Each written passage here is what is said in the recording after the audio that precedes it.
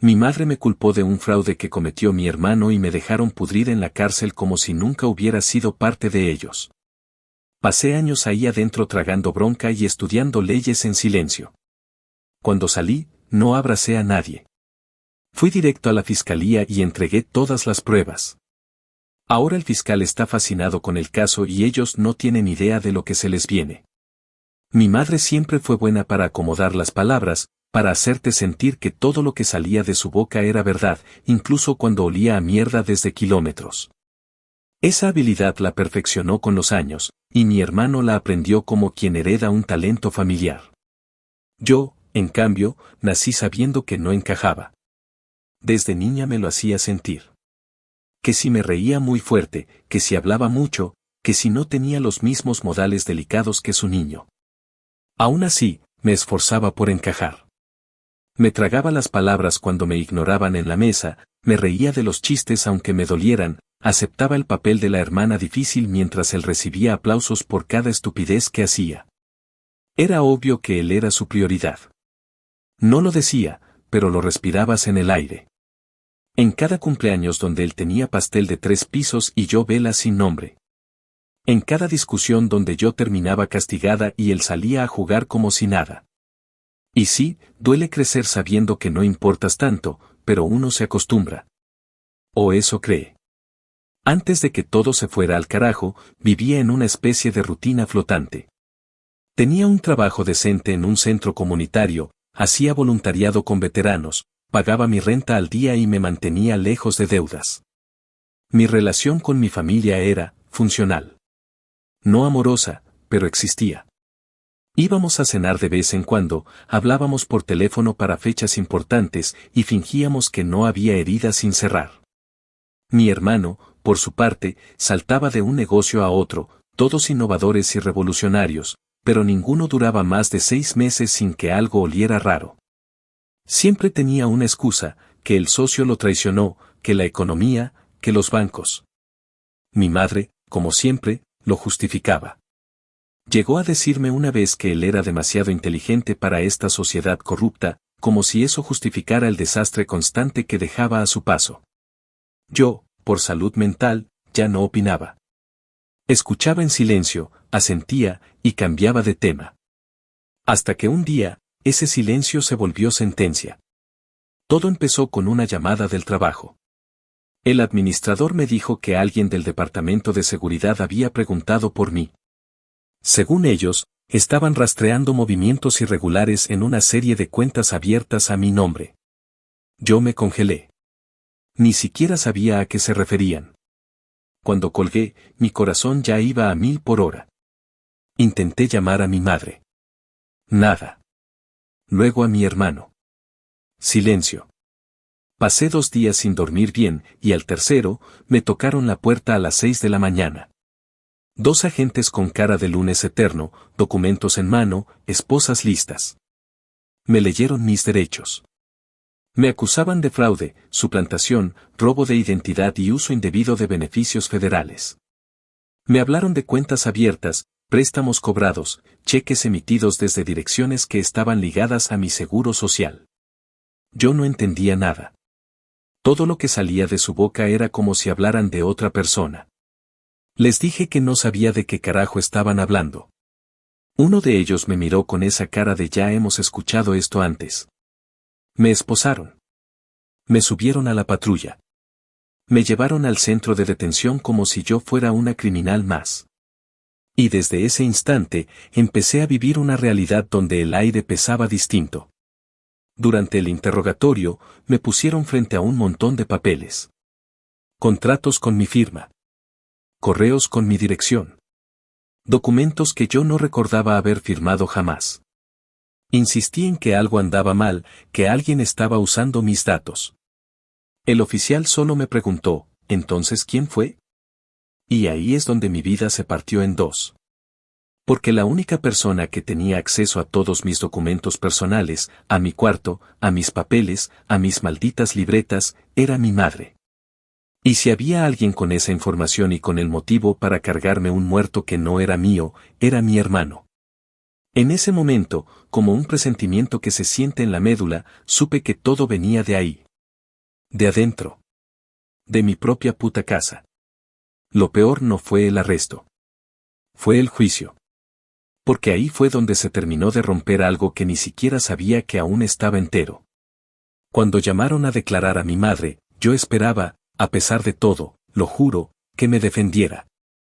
Que dijera que yo no era capaz, que algo debía estar mal, que se investigara más.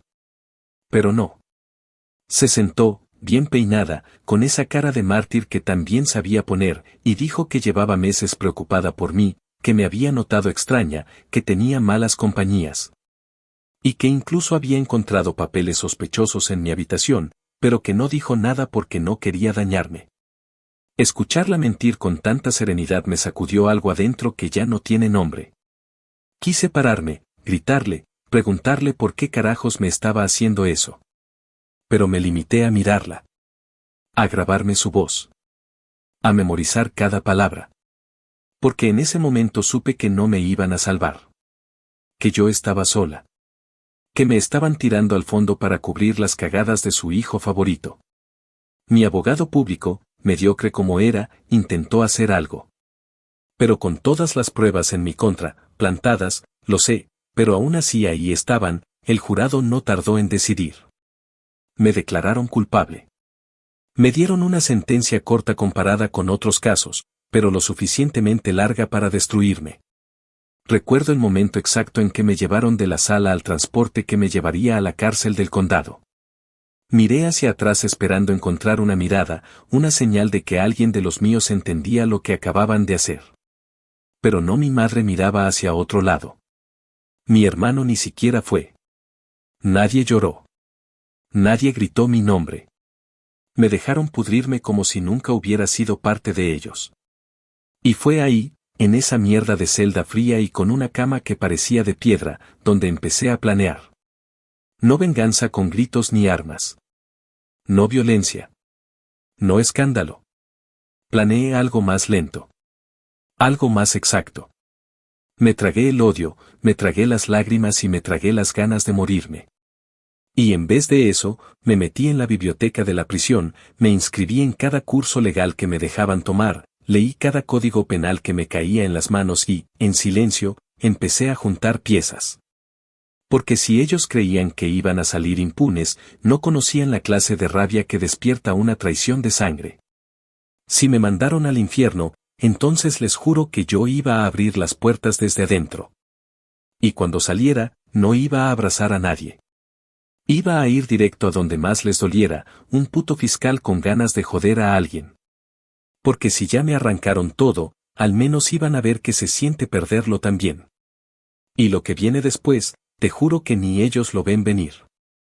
Actualización 1. Pasó 1 año y medio desde el día que me leyeron la sentencia y me llevaron a ese edificio gris donde todo huele a desinfectante barato y a resignación. Al principio no entendía nada. Todo me parecía irreal.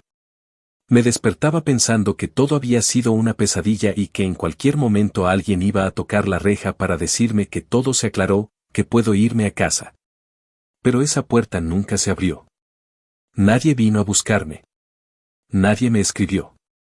Y si alguna vez llamé con la poca esperanza que me quedaba, las respuestas fueron cortantes, secas, como si estorbara. Me di cuenta rápido de que mi familia no me dejó sola porque no podían ayudarme. Me dejaron sola porque les convenía. Así que, con ese trago amargo en la garganta y el tiempo como único compañero, me prometí que no iba a pasar cada día llorando ni dejándome apagar. Tenía que hacer algo. No sabía bien qué, pero no me iba a quedar cruzada de brazos viendo cómo se salían con la suya. Todo empezó un día cualquiera en la biblioteca de la prisión. Tenía tiempo libre entre el turno de lavandería y la hora de la cena, y empecé a leer un libro viejo de derecho procesal que alguien había dejado abandonado. No entendía mucho al principio, pero hubo una frase que se me quedó grabada: toda condena mal sustentada es reversible si se demuestra que la verdad fue manipulada. La subrayé con lápiz y la leí tantas veces que terminé memorizándola. Esa frase me dio una idea. Una que, al principio, parecía más un acto de fe que un plan real, estudiar lo suficiente como para revisar mi caso con mis propios ojos. Si nadie iba a defenderme, entonces yo iba a hacerlo. A mi manera. Con lo poco que tenía, que era tiempo, memoria y una rabia que me hervía por dentro. Empecé a pedir acceso a documentos. Primero los míos, los del juicio, las evidencias, los testimonios. Luego descubrí que podía hacer solicitudes por escrito para acceder a ciertos archivos, siempre y cuando tuviera motivos válidos. Aprendí a redactarlos. Aprendí a hablar con los guardias sin sonar a súplica. Aprendí a hacerme notar sin que me vieran como una loca. En cada receso, en cada noche que no podía dormir, iba armando un mapa mental de todo lo que había pasado. Revisaba fechas, transacciones, movimientos bancarios, correos electrónicos impresos que me mostraron durante el juicio. Había detalles que no cuadraban. Como una transacción de retiro hecha en una ciudad donde yo no estuve ese día, pero que el banco juraba que se hizo con mi tarjeta. O un correo enviado a las 3 de la tarde desde una IP que no correspondía a mi dispositivo y que encima venía firmado como enviado desde mi iPhone cuando yo tenía un Android barato. Detalles mínimos que para un abogado con prisa podían parecer irrelevantes, pero que para mí eran puntos clave. Porque yo sabía que no había sido yo. Y si esos cabrones iban a pagar, necesitaba cada hueco, cada contradicción, cada fisura en la mentira que construyeron. Escribir cartas fue lo siguiente. Sonaban anticuadas, pero era lo único que tenía. No tenía acceso a Internet.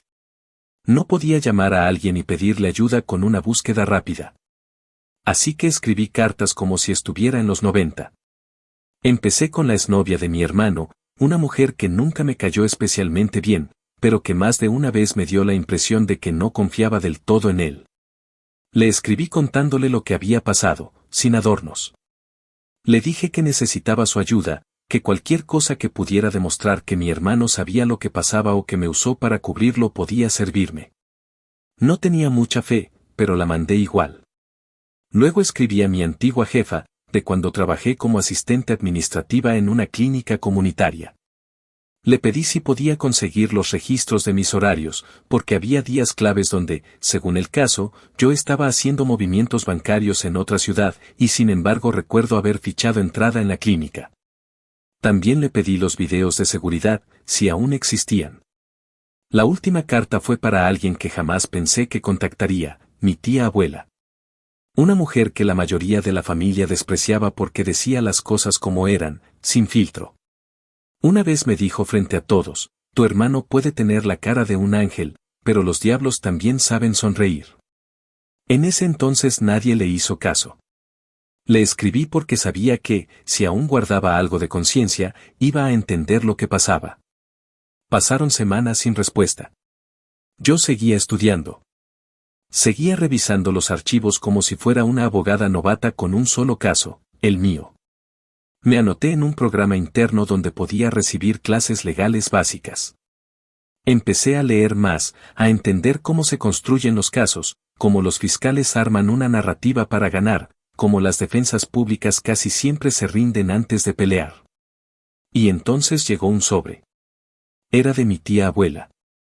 Una hoja pequeña, escrita con apuro, con letra temblorosa. Decía, esto es tuyo y te va a salvar. No confíes en nadie. Ni en mí, si llega el día. Y venía con una llave.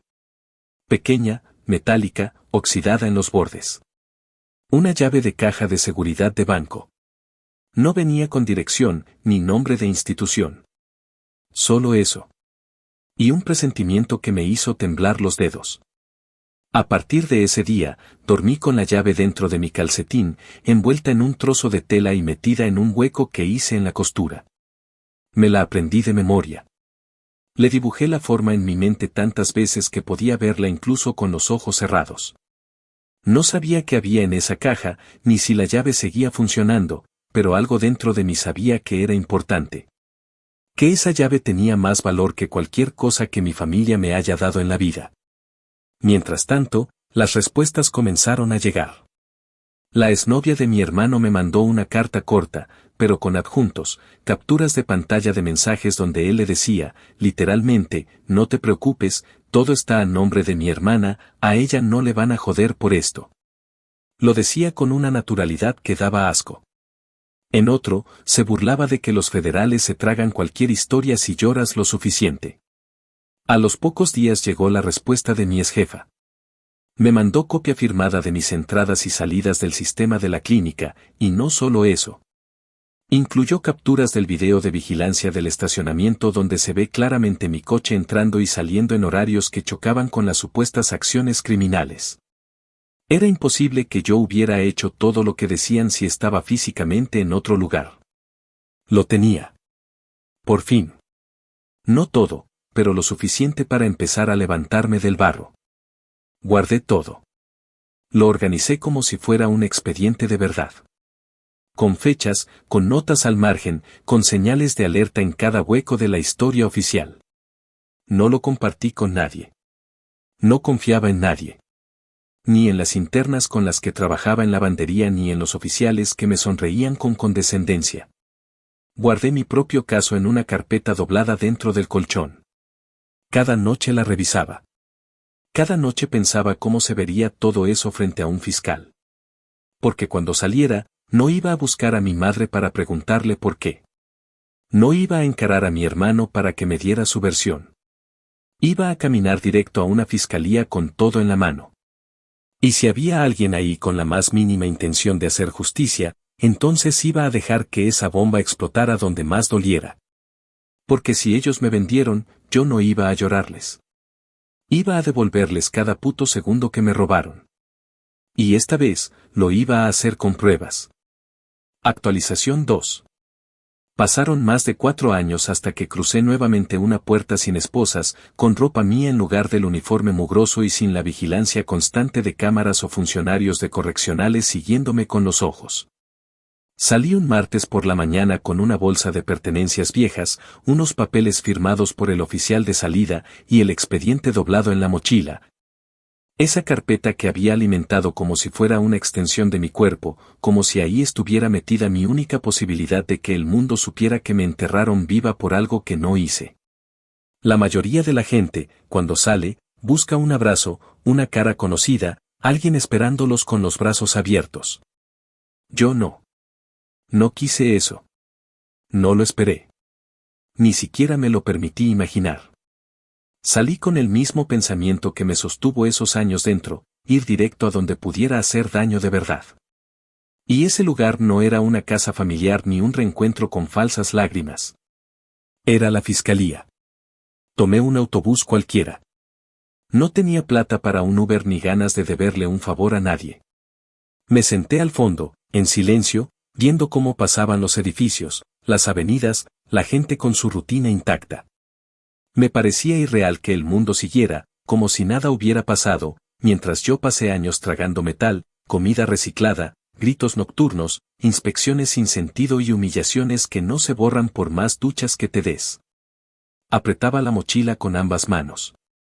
Sentía como si dentro llevara dinamita, como si cada hoja pudiera explotar si la miraban muy de cerca. Y me daba igual. Quería que explotara. Quería que por fin alguien con poder le pusiera nombre a todo lo que me hicieron.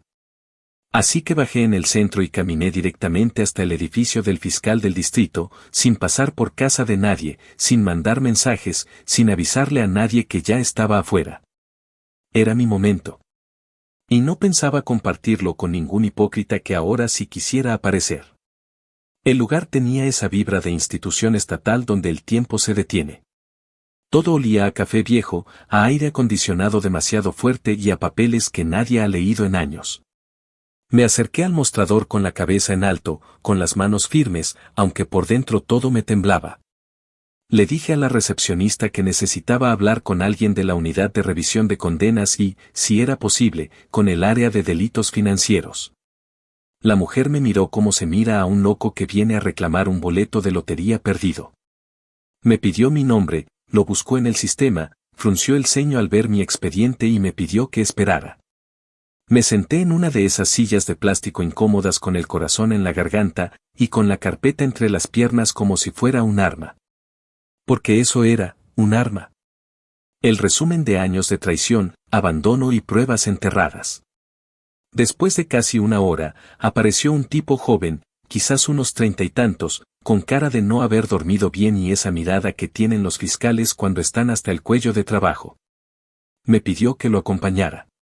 Caminamos en silencio hasta una oficina pequeña, sin ventanas, con una lámpara que parpadeaba y una silla que chillaba al sentarte.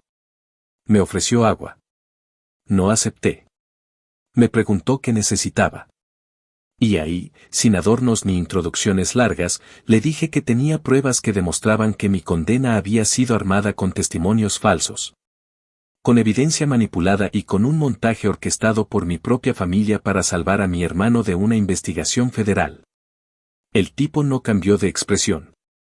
Solo levantó las cejas y me pidió que empezara desde el principio. Saqué la carpeta. La abrí. Y le puse los documentos uno a uno, como quien muestra cartas marcadas. Horarios de trabajo. Videos de seguridad. Capturas de pantalla. Cartas con declaraciones juradas. Mensajes de texto. Le conté lo de la llave. Le conté lo que me mandó mi tía abuela. Le conté cómo mi hermano había usado mi identidad, cómo mi madre había declarado falsamente, cómo todas las pruebas que presentaron en el juicio tenían huecos que nadie quiso revisar. Y le dije, con la voz firme y sin buscar compasión, que yo no quería perdón. Quería justicia.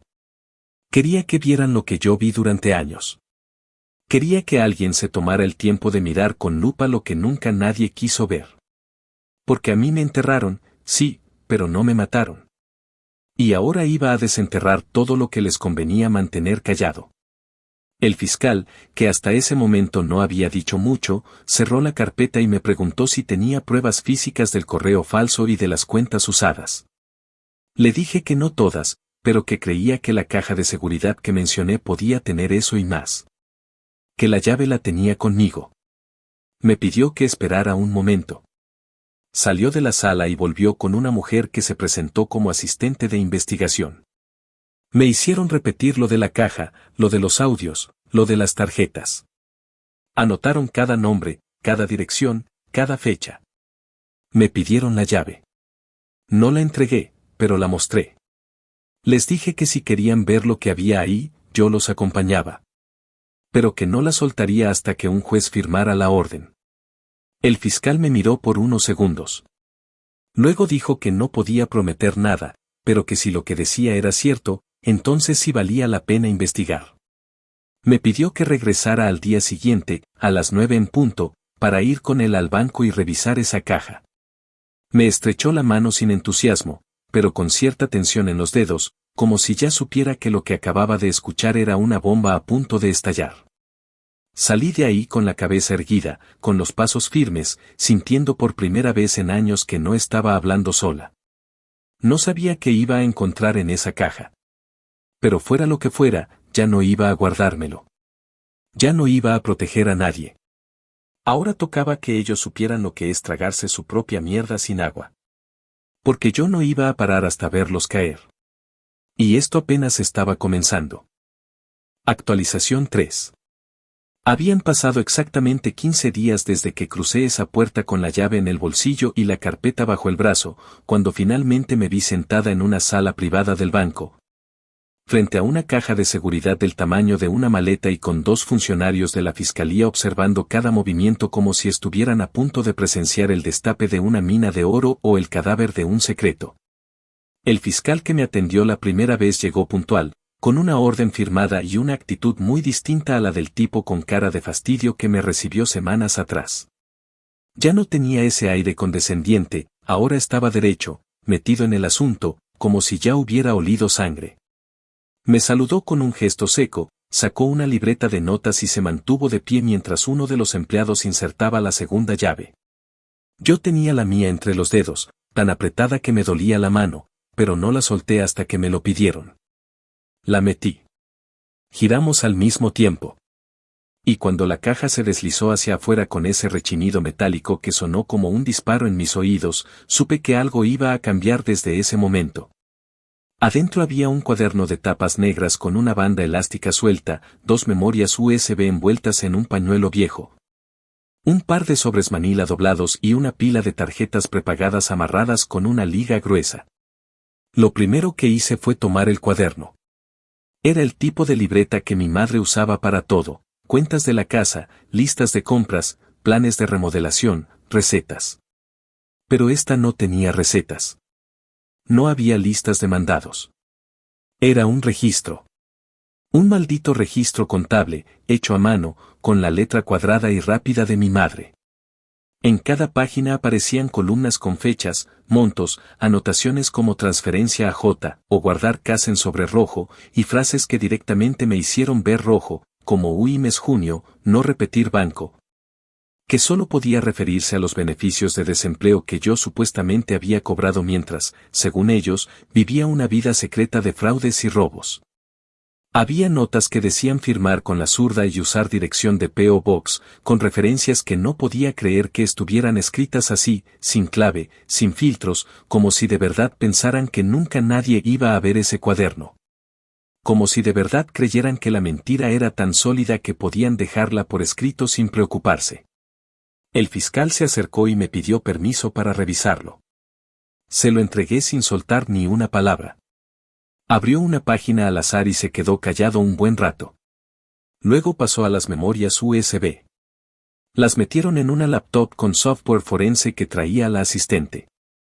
Tardó un poco en cargar, pero lo que apareció en pantalla no era cualquier cosa. Una de las USB tenía capturas de correos electrónicos enviados desde una cuenta con mi nombre, pero con una dirección ligeramente alterada, una letra cambiada, apenas perceptible. Los correos eran todos movimientos de transferencias, de cobros, de autorizaciones. Y todos, absolutamente todos, llevaban al final una firma automática que decía enviado desde mi iPhone. Lo absurdo, lo que me hizo reír de pura rabia, fue que ese modelo de iPhone coincidía con uno que mi madre había comprado hace años, a meses sin intereses, con una factura que ella misma me presumió en Navidad. No solo me incriminaron, lo hicieron desde un teléfono a su nombre, desde su red Wi-Fi, desde su puta casa, con la desfachatez de quienes se creen intocables. La segunda memoria fue peor. Eran audios. Audios donde se escuchaba claramente a mi madre hablando con alguien. Al principio no reconocí la voz, pero después fue obvio que era mi tía, la misma que declaró en mi contra durante el juicio. En un audio, mi madre le decía: si te preguntan, solo di que la viste salir con unos tipos raros. Tú no sabes nada más, y si insisten, lloras. Ya con eso. En otro, mucho más nítido, se escuchaba a mi hermano diciéndole a mi madre: si ella cae, aprende la lección. Mejor que pase ahora a que arrastre esto con nosotros. En un año ni se acuerdan. Hubo otro donde mi madre le decía directamente: ella siempre fue complicada, esto la va a calmar. Y si no aguanta, se rinde, acepta trato y se calla. Me quedé helada. No podía ni respirar bien. El fiscal, por su parte, se transformó por completo. Empezó a tomar notas con velocidad, hizo una señal a su asistente para que copiara todo, y pidió acceso inmediato a registros de llamadas, direcciones IP. Y la información de la cuenta del banco donde se originaron los movimientos. Su cara ya no era de interés profesional. Era la de alguien que acababa de encontrar una mina de oro en medio del desierto. Me pidieron que firmara una declaración voluntaria explicando cómo obtuve esos materiales, quién me los entregó y desde cuándo los tenía. Fui honesta. Les conté sobre la carta de mi tía abuela, la llave, los años estudiando, las cartas que envié desde prisión, y como todo lo que recolecté lo hice sola, sin ayuda de ningún abogado, sin respaldo de ningún defensor. Todo fue mi trabajo, mi tiempo, mi obsesión. Cuando terminé, el fiscal me miró y dijo que lo que había traído podía abrir no solo mi caso, sino un proceso paralelo contra ambos, mi madre y mi hermano, por fraude, suplantación de identidad, uso indebido de beneficios estatales y perjurio. Le pregunté si eso significaba que podía anularse mi condena. Me respondió que aún era temprano, pero que había suficiente para reabrir el expediente completo y revisar cada testimonio, cada prueba y cada palabra dicha en ese juicio. Esa misma noche recibí un mensaje. Era de mi madre. Podemos hablar. Todo se puede arreglar si lo hablamos entre nosotros. Lo leí con una calma que ni yo entendía. No me hervía la sangre. No me temblaban las manos. Solo sentí asco. Respondí, todo se habla con un fiscal. Me contestó al instante, como si hubiera estado esperando mi respuesta pegada al teléfono. No seas estúpida. Estás destruyendo a tu familia. Vas a quedarte sola. Nadie va a perdonarte si sigues con esta locura. No respondí más. Guardé el mensaje. Al rato entraron más. Insultos. Chantajes emocionales. Promesas vacías. Esa mujer que juró amarme alguna vez, ahora me llamaba monstruo. Me dijo que yo no tenía corazón, que era una traidora, que les estaba escupiendo en la cara después de todo lo que hicieron por mí. Y ahí me reí. Porque sí, hicieron mucho por mí. Me enterraron, me acusaron, me traicionaron, me dejaron podrirme como si nunca hubiera importado. Y ahora que estoy de pie, ahora que la tierra se empieza a mover bajo sus pies, ahora sí me llaman familia. Guardé todo. Los mensajes, las llamadas, los insultos. Porque cada palabra era gasolina. Y yo estaba lista para prender el puto fósforo. Ahora no era yo la que estaba en juicio. Ahora les tocaba a ellos. Y yo, desde la butaca, iba a ver cómo se les caía su puto teatro en cámara lenta. Porque si hay algo que aprendí en todo este tiempo, es que la justicia no siempre llega rápido. Pero cuando llega, arrastra. Y yo iba a asegurarme de que no quedara ni una piedra sobre piedra cuando acabara con ellos. Porque lo mío no era venganza con gritos ni amenazas. Lo mío era otra cosa. Lo mío era la verdad, bien documentada, bien armada. Y con una memoria perfecta de cada cosa que me arrebataron. Actualización 4. Había pasado un mes desde que se abrió la caja de seguridad y se destapó toda la mierda. Un mes desde que puse en manos de la fiscalía el cuaderno de mi madre, los audios, los correos falsos, las pruebas de que el fraude nunca fue mío. Desde entonces, la investigación tomó un ritmo que no esperaba. De un día para otro, todo lo que parecía estancado empezó a moverse como si alguien hubiera pateado el tablero y ahora nadie supiera cómo salvar su pellejo. Los registros llegaron como una ola imparable, la orden de cateo fue firmada por un juez local en menos de 48 horas, y con ella cayeron en la casa de mi madre como si fuera una redada de película. Pero sin cámaras, sin efectos especiales. Esta vez era real. Esta vez, el objetivo no era yo. Encontraron una carpeta azul con mi nombre, pegado con cinta adhesiva al frente como si eso le diera alguna legitimidad a la farsa que contenía. Dentro estaban organizados, con papelitos de colores como si fuera una maestra de primaria, los supuestos documentos de respaldo que habían usado durante el juicio. Contratos falsificados. Firmas mías calcadas con una precisión mediocre. Impresiones de correos que ya no coincidían con los correos originales que entregué. Incluso había un guión, escrito de puño y letra, con las preguntas que mi madre le había sugerido al abogado para el juicio, acompañadas de notas como si pregunta por fecha X. Cambiar tema y evitar mención a cuenta secundaria de J. No solo era obvio, era insultante. Pensaban que nunca iban a tener que rendir cuentas. Pensaban que todo se podía guardar en un cajón y olvidarse. Pero ya no. En la habitación de mi hermano, encontraron facturas impresas de tarjetas prepagadas. Varias de ellas estaban a nombre de terceros, pero la dirección IP desde la que fueron activadas coincidía con la de la casa de mi madre. En una gaveta, guardado como si fuera un cargador viejo, apareció un teléfono quemado, de esos que ya nadie usa, pero que siguen funcionando para llamadas y mensajes básicos. Ese teléfono estaba registrado como la línea de verificación secundaria de la cuenta falsa con mi nombre. Es decir, lo usaban para confirmar las transacciones, para recibir los códigos de seguridad. El mismo número que figuraba en al menos 3 documentos del proceso penal en el que me condenaron. El mismo número que yo juré que no era mío, y que nadie se molestó en investigar más allá. Ahora sí. Ahora cada pedazo de esa historia empezaba a caerles en la cara. La exnovia de mi hermano, esa que había guardado los mensajes y colaborado desde el principio, fue citada formalmente.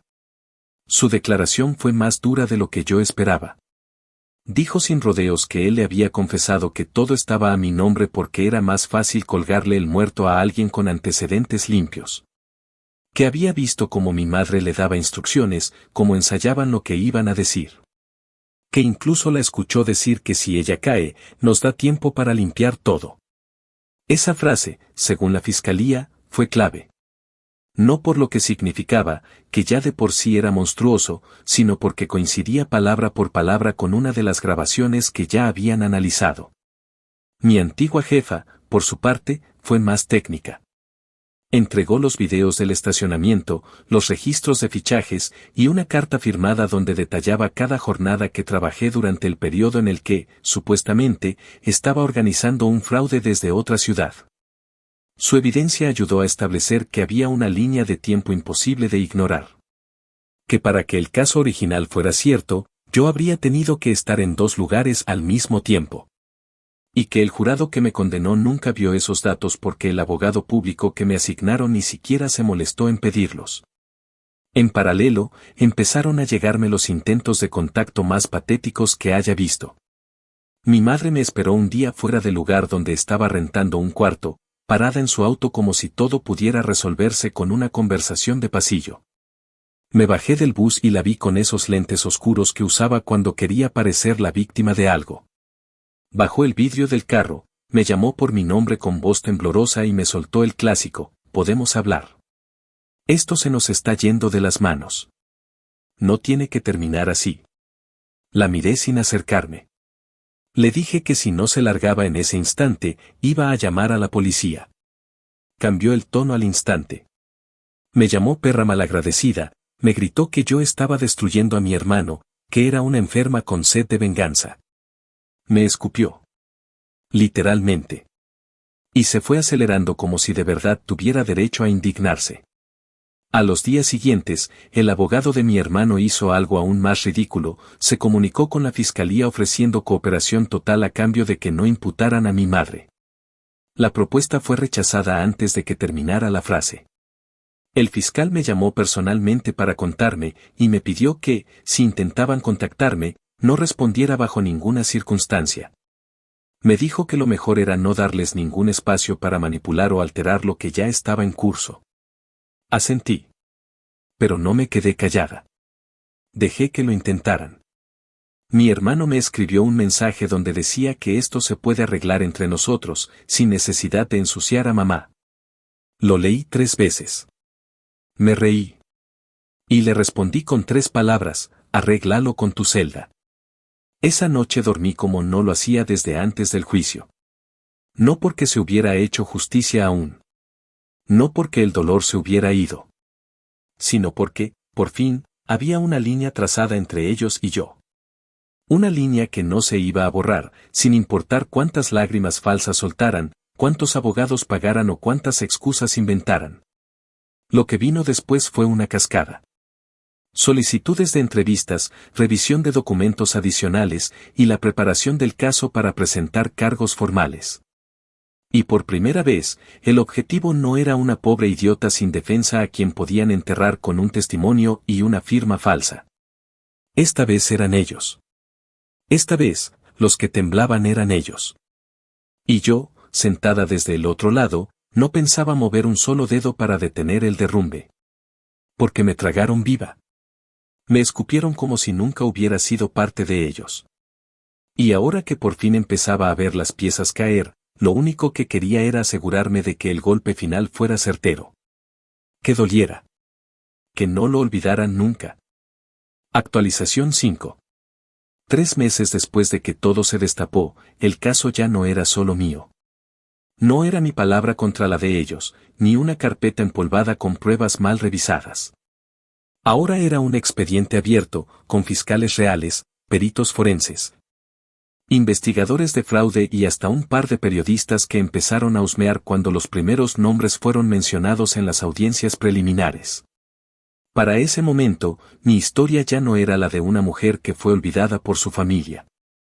Ahora era la de una mujer que, desde una celda, desmontó una mentira tan podrida que arrastraba no solo a los suyos, sino a medio sistema que prefirió mirar para otro lado cuando tuvo la oportunidad de hacer lo correcto. Lo que comenzó con una caja de seguridad oxidada se convirtió en una investigación formal con más de 120 documentos, 16 audios, 8 correos falsos y una red de cuentas que ahora estaban siendo auditadas por el mismísimo Departamento del Tesoro. La fiscalía se movió rápido. El fiscal con el que había trabajado, el mismo que al principio me vio con cara de trámite molesto, ahora estaba tan metido en el caso que me pedía mi opinión sobre cómo presentar ciertos detalles. Me dijo, palabras textuales, que era uno de los casos más complejos y al mismo tiempo más claros que había tocado en años. Me confesó, en una conversación privada en su oficina, que al revisar la grabación del juicio donde me condenaron, lo que más le jodió fue la frialdad con la que mi madre mintió. Que no entendía cómo nadie en la sala detectó el cinismo. Yo no le respondí. No tenía sentido repetir lo que ya había pensado 1000 veces. Lo importante era lo que venía. Y lo que venía era grande. Los cargos presentados formalmente contra mi hermano incluían fraude bancario, robo de identidad agravado, uso indebido de beneficios estatales, obstrucción de justicia y suplantación digital. A mi madre se le imputó por complicidad, perjurio, manipulación de testigos y destrucción de evidencia. Aunque ella intentó que la trataran como una anciana enferma, los registros médicos demostraron que no tenía ninguna condición que la inhabilitara para responder penalmente. Todo lo contrario, estaba lo suficientemente lúcida para haber planeado durante años la forma más eficiente de borrar su rastro, usando a su propia hija como chivo expiatorio. Ni siquiera tuvieron que inventar teorías. Ella misma lo dejó por escrito en su maldito cuaderno, instrucciones, montos, indicaciones sobre cómo falsificar firmas, sugerencias de qué decir en caso de ser interrogados. Tenían el crimen confesado con su propia caligrafía. El día que los llamaron a la primera audiencia pública, no fui a verlos en persona. No necesitaba hacerlo. Me senté en la sala de espera de la fiscalía, tomando café tibio de una máquina vieja, mientras escuchaba por el altavoz de un teléfono judicial cómo sus abogados intentaban reducir la gravedad de los hechos. El defensor de mi madre dijo que todo era un malentendido familiar, que había habido confusiones administrativas y que su clienta era una mujer mayor, incapaz de comprender la magnitud de sus actos. El fiscal lo dejó hablar. Cuando terminó, reprodujo uno de los audios frente al juez. En ese audio se escuchaba a mi madre decirle a mi hermano que ella va a aceptar el trato, no tiene estómago para aguantar un juicio. Es débil, va a ceder, siempre cede. El juez, un tipo mayor con cara de no tragarse cuentos, se quedó mirando la grabadora y luego a los abogados, y dijo con calma, ¿eso le parece a usted una confusión administrativa? Porque a mí me suena a una confesión estructurada con premeditación. Los abogados de ambos pidieron tiempo para revisar el nuevo material. El juez les concedió 3 días. Y ahí comenzó la verdadera desesperación.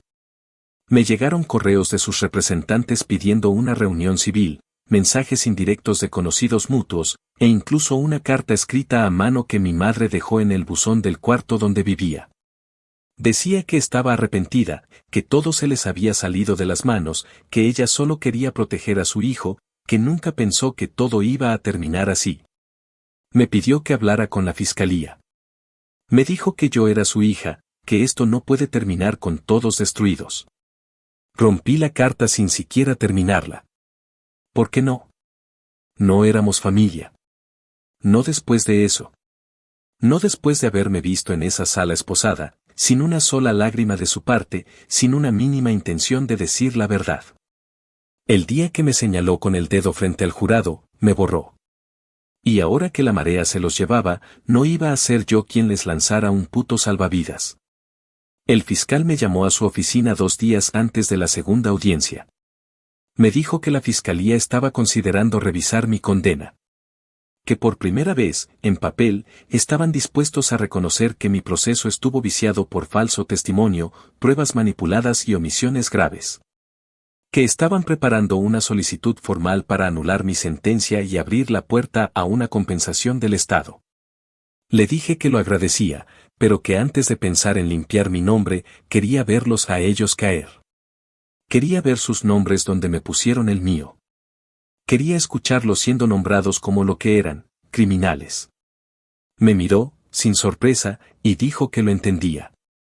Que cada segundo que había pasado peleando por mi caso se lo había ganado con pruebas, con lógica y con una frialdad quirúrgica que ni los fiscales más veteranos solían ver en víctimas de este tipo de fraudes.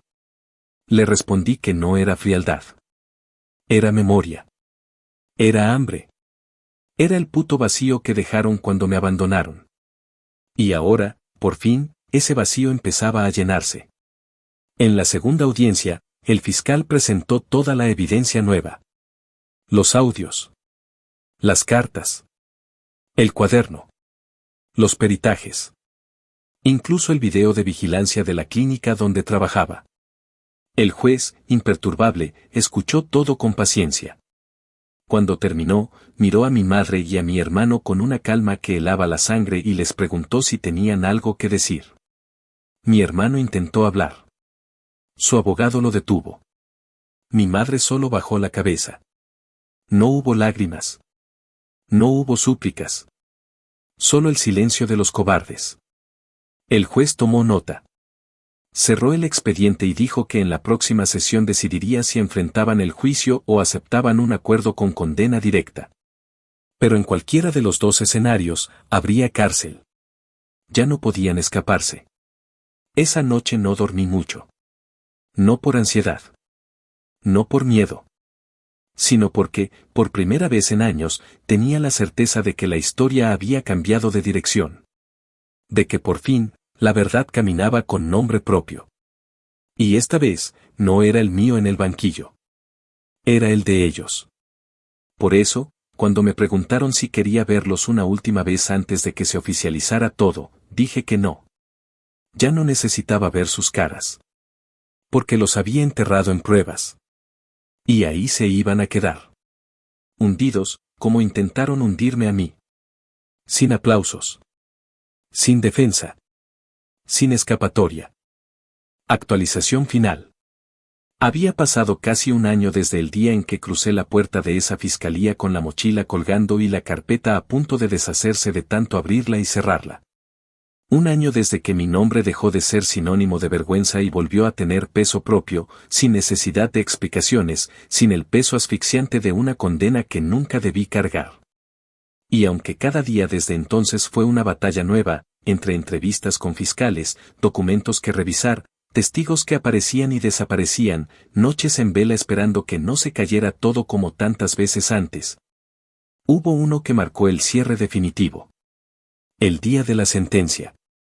El día en que la misma sala que un día me vio hundirme bajo el peso de una acusación falsa, ahora iba a presenciar cómo los verdaderos culpables se tragaban las palabras, los silencios. Y todo lo que pensaron que se podían llevar sin pagar. No me vestí para impresionar. No me maquillé. No llevé a nadie conmigo. Entré sola, con la misma sudadera gris con la que salí de prisión, con el cabello recogido como lo hacía allá adentro, con la cara limpia y los pasos firmes. Sabía que me iban a mirar. Que algunos iban a pensar que buscaba revancha, que lo hacía por odio. Y sí, lo hacía por odio. Por el tipo de odio que no nace del rencor inmediato, sino de la acumulación lenta de traiciones, del abandono, de la certeza de que fuiste usada, pisoteada y luego olvidada como si nunca hubieras importado. Me senté en la última fila de la sala, lejos de la prensa, de los curiosos, de los que no sabían la historia completa. No necesitaba protagonismo. Solo necesitaba verlos caer. Así, sin discurso, sin dramatismo, sin adornos. Mi madre llegó primero. Llevaba un traje beige, gafas oscuras y un rosario colgando del cuello, como si con eso pudiera disfrazarse de mujer devota, de mártir incomprendida. Caminaba lento, con la espalda recta, pero los hombros caídos como quien quiere parecer frágil ante los ojos correctos. Detrás de ella, mi hermano, con un saco demasiado grande para su cuerpo encogido, con el mismo peinado de siempre pero sin la seguridad que lo había definido toda su vida. Ya no era el hombre encantador que sonreía con cinismo en las cenas familiares. Ahora era solo otro acusado más con la mirada perdida y la piel manchada por noches sin dormir. Se sentaron frente al juez sin mirarme. No se atrevieron. No podían. El fiscal, Esta vez, habló con voz firme y sin pausas innecesarias. Presentó el resumen del caso, la manipulación deliberada de pruebas, el uso de documentos falsificados, los audios donde ambos hablaban abiertamente del plan. Los correos electrónicos enviados desde dispositivos a nombre de mi madre, las tarjetas prepagadas activadas desde la red de su casa, y el cuaderno. Ese maldito cuaderno que fue su condena definitiva. El juez revisó todo en silencio. Leía sin levantar la mirada. Asentía apenas. Cuando terminó, cerró el expediente con fuerza. Y fue ahí cuando habló. Le dijo a mi madre que el hecho de ser madre no la excusaba de actuar como ser humano. Que su intento de disfrazar el crimen como una decisión desesperada era repugnante. Que usó la maternidad como escudo mientras destruía a una hija con plena conciencia de lo que hacía. Le dijo que lo más asqueroso no era el fraude financiero, sino el emocional. El abandono. La entrega. El acto de mirar a su propia hija ser arrastrada por el sistema sin mover un solo músculo. A mi hermano, lo llamó cobarde. Le dijo que no tener el valor de asumir su propia culpa y elegir enterrar a otro en su lugar era, quizás, el tipo más bajo de criminal. Que su sonrisa en los mensajes, su tono de burla en los audios, y su cinismo al hablar del caso eran prueba suficiente de que no sentía remordimiento alguno. Que, por eso mismo, merecía cada segundo que estaba a punto de recibir. Cuando dictó la sentencia, no hubo murmullos. No hubo aplausos. Solo ese silencio denso, ese aire que cambia de peso cuando la verdad ya no puede evitarse. Mi hermano recibió 10 años. Mi madre, 6, con posibilidad de libertad condicional en 3, pero con el requisito de devolver hasta el último centavo robado, más intereses, más una anotación pública de su condena por perjurio y encubrimiento. El juez no aceptó apelaciones. No concedió indulgencias. Dijo que este caso era una advertencia. Que no se podía permitir que el sistema judicial fuera usado para venganzas personales. Que esto no era solo una historia de fraude. Era una historia de abandono, de traición, de cómo se puede corromper la familia hasta convertirla en arma. Después, se dirigió a mí. No con solemnidad barata, sino con ese tono directo de quien sabe que ninguna palabra va a reparar el daño. Me dijo que el Estado tenía la obligación moral y legal de revisar mi condena. Que, por recomendación de la Fiscalía, se estaba tramitando su anulación completa. Que no solo se iba a borrar mi historial, sino que se me iba a compensar por los años en prisión. Que podía tomar acciones civiles si lo deseaba. Que lo que me hicieron no tenía justificación ni lógica, y que el sistema, esta vez, sí iba a corregirlo. Yo no hablé. No lloré. No agradecí. Solo asentí. Porque ya no tenía espacio para discursos. Ya no necesitaba palabras. Cuando salí del tribunal, el sol estaba alto. No había nadie esperándome. No hubo abrazos ni cámaras. Caminé sola hasta la estación de bus. Me senté en una banca con la misma mochila en la que metí todo hace más de un año. La misma mochila que ahora contenía menos papeles, pero más peso. Me pedí un café en el diner más cercano. Lo tomé sin azúcar. Lo bebí en silencio, mirando a la gente caminar como si el mundo siguiera igual. Y sí, seguía igual. Para todos, menos para mí. Porque ahora sabía que lo que me quitaron no iba a volver. Pero también sabía que lo que ellos perdieron, tampoco. Les arrebaté lo único que no pensaban que les podía quitar, la impunidad. La comodidad. La falsa imagen de familia perfecta. Ya no eran los que me señalaron. Ahora eran los señalados. Y no por mí. Por la ley. Por la justicia. Por cada maldito archivo que guardé en silencio. Guardé la última copia del expediente en un sobresellado. No lo hice por miedo. Lo hice por memoria. Porque si algún día alguien cuestiona por qué corté lazos, porque nunca volví, porque no los perdoné, solo tengo que mostrarles eso. No necesito explicar nada. Los hechos hablan por sí solos. Y si eso no les basta, que se jodan. Porque yo sobreviví. Y ellos, por fin, se hundieron. Y esta vez, no hay nadie que pueda sacarlos del fondo. Ni siquiera su propia sangre.